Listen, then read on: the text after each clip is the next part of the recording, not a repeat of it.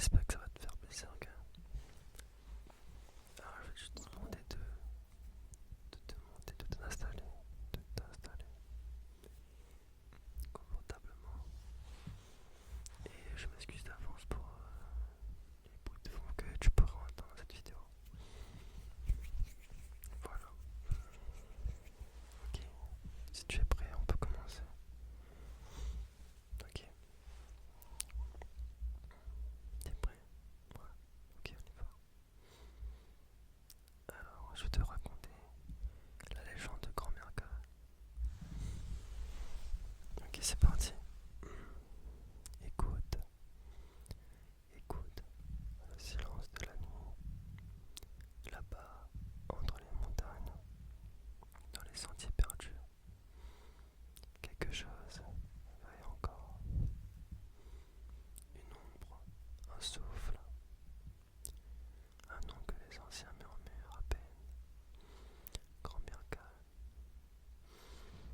grand-mère calme, grand-mère calme. Personne ne sait vraiment d'où elle vient. Certains disent qu'elle est née dans les flammes d'un cyclone. D'autres qu'elle est l'âme d'une femme abandonnée, trahie ou oubliée.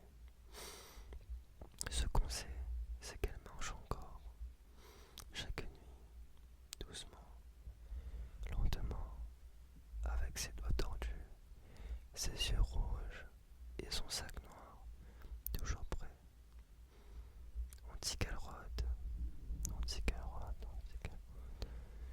Quand les enfants traînent dehors, tard, quand ils désobéissent, quand ils disent moi j'ai peur,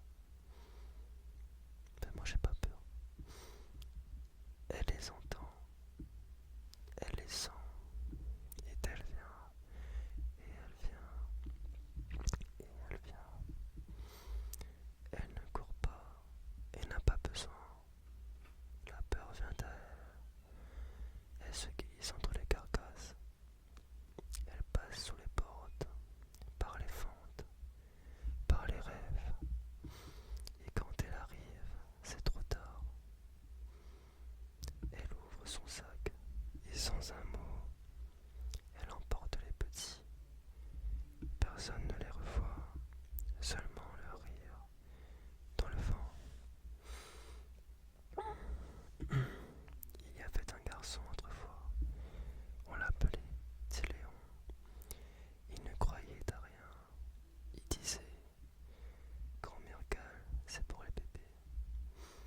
Une nuit, il sortit seul, sous les étoiles, dans le noir. Elle riait, mais soudain, il entendit un bruit, un grincement, puis des chaînes et une odeur étrange, brûlée, froide.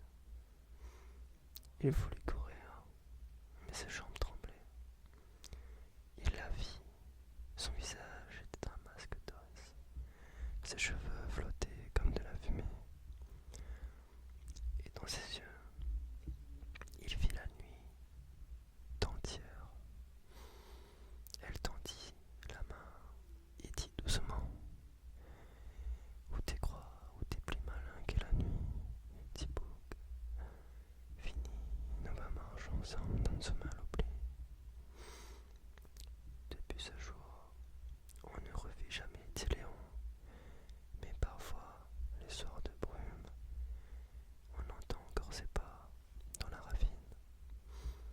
Alors retiens bien ceci, quand la nuit tombe sur l'île, quand les étoiles brillent, et que le silence devient lourd, rentre chez toi, ferme la porte et dors. Car si tu